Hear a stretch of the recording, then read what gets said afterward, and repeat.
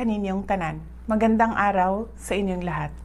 Nakikiisa ako sa sambayanang Pilipino sa pagdarasal, pag-aayuno at pagbubukas ng ating puso ngayong Semana Santa.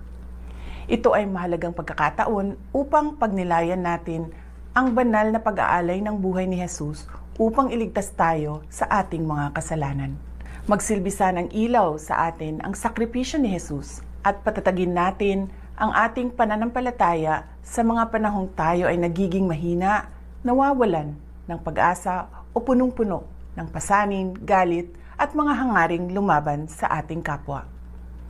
Habang dumaranas ang bayan ng matinding pagsubok at lalong lumalalim ang pagkawatak-watak, ang Kwaresma ay paanyaya para sa panahon ng paghilom, pagbabalik loob at pagbabalik tanaw sa mga pinahalagahan nating mga Pilipino, malasakit, pananampalataya at pagkakaisa.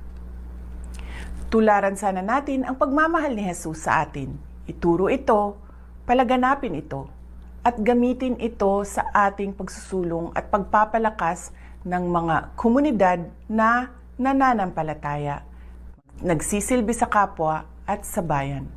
Manalig tayo, magkaisa tayo, malalampasan natin ang dilim. God save the Philippines. Ang lahat ng ginagawa natin ay para sa Diyos, sa bayan, at sa bawat pamilyang Pilipino. Syukran.